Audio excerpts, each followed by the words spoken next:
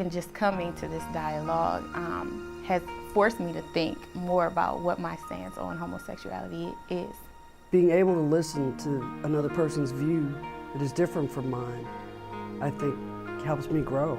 It might not eliminate all of the conflict, but it definitely can bring us into a place that we weren't before.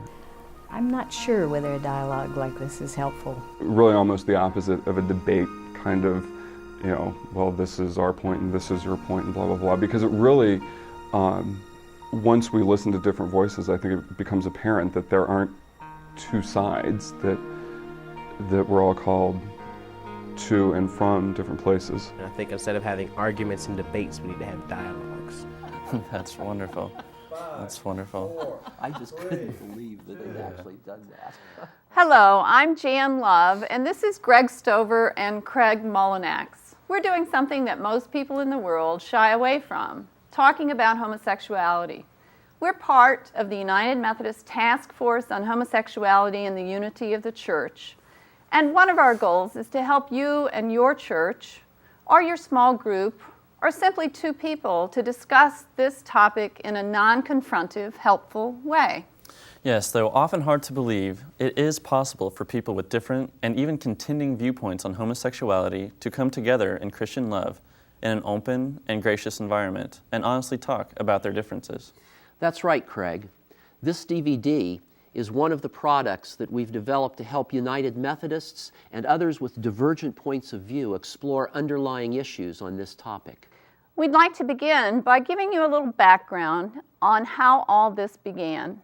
A few years ago, General Conference asked the General Commission on Christian Unity and Interreligious Concerns to help the church have dialogues on this topic. We developed a three-phase plan. The first phase involved a series of listening sessions across jurisdictions and central conferences just to sample the experiences of United Methodists around the subject of homosexuality, how it impacts personal lives, local churches and districts, and to hear what kind of resources they would need in continuing the conversation. The second phase was a series of 4 general church dialogues. One dialogue with the Council of Bishops and a second dialogue in the General Council on Ministries focused on statements in the Book of Discipline.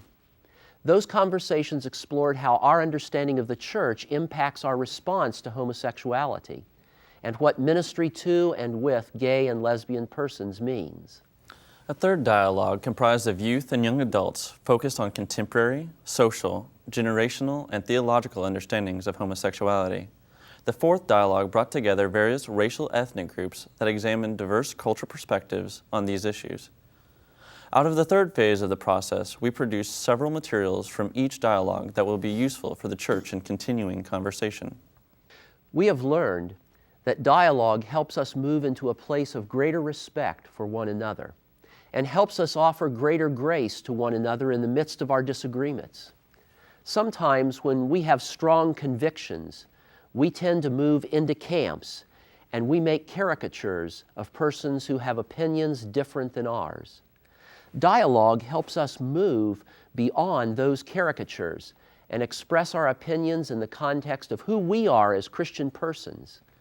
We've observed that ongoing dialogue can help keep us in open conversation around controversial issues in the church.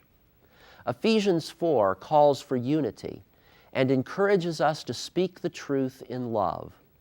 Dialogue enables us to take seriously that idea of unity in the church and that it involves speaking the truth in love. It provides a way for us to maintain relationship with one another and to live out the truth as we understand it. Since we began this process, several members of the United Methodist Church have experienced models of dialogue that are transferable and adaptable in annual conferences, districts, and local churches. It was exciting for me to hear these remarkably rich conversations among people with very deep differences.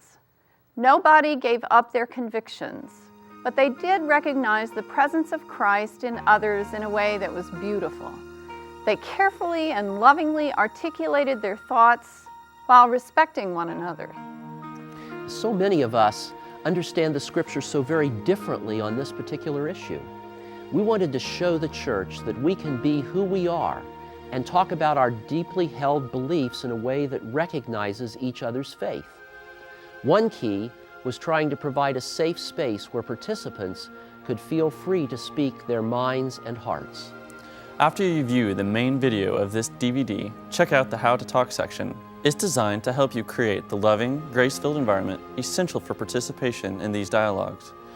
We commend you for taking the first step toward a better understanding of homosexuality and wish you Godspeed on this valuable journey.